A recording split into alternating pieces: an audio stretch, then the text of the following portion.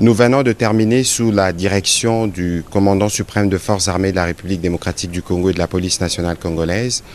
une réunion du Conseil supérieur de la défense élargie où nous avons essentiellement passé en revue la situation opérationnelle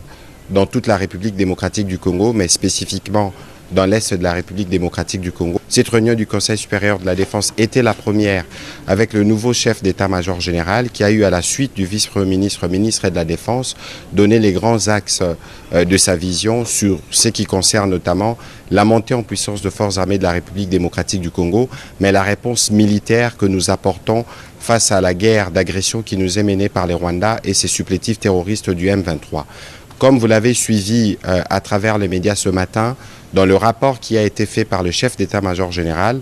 nos troupes ont repris l'initiative et nous ne voulons pas aller dans des annonces, mais vous allez voir que dans le jour qui vient, la montée en puissance de forces armées de la République démocratique du Congo va se poursuivre et les pans du territoire qui sont occupés par les forces d'agression seront récupérés. Nous aurons régulièrement l'occasion de vous faire le point de ces progrès. Au-delà de la question opérationnelle qui a été abordée dans toute sa dimension, nous avons aussi abordé les aspects diplomatiques de ces questions où vous avez noté avec nous l'isolation de plus en plus constatée du Rwanda qui montre que ce n'est pas le pays qui veut la paix dans l'Est de la République démocratique du Congo. Et de ce point de vue, la ministre d'État, ministre des Affaires étrangères, a reçu des orientations précises sur ce qui doit être fait à ces niveaux. Dans le même esprit, les aspects judiciaires doivent se poursuivre parce que nous notons,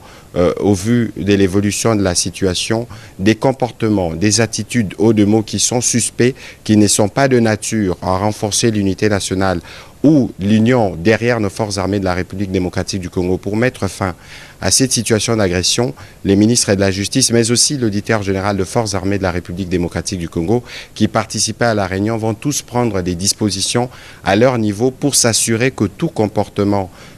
à caractère subversif qui ne rentre pas dans l'objectif premier de la reprise de l'intégrité territoriale de d'autres pays, c'est des comportements qui pourront être sanctionnés. Le même constat a été fait dans la couverture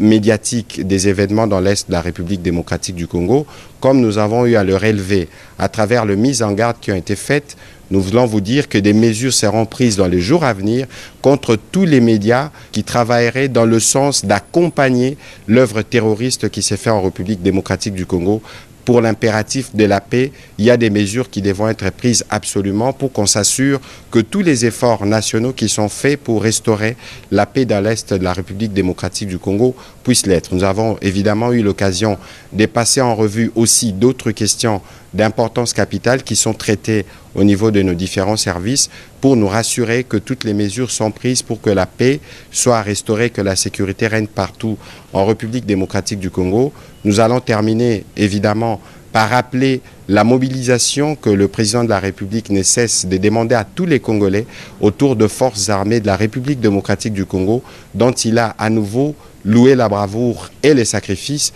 Et donc nous allons réitérer ces demandes pour que toutes les populations congolaises fassent confiance au président de la République, mais aussi aux efforts soutenus du gouvernement dans le cadre des différents fronts militaires, diplomatiques, judiciaires, économiques et médiatiques pour que nous puissions restaurer la paix dans l'Est de notre pays une fois pour toutes.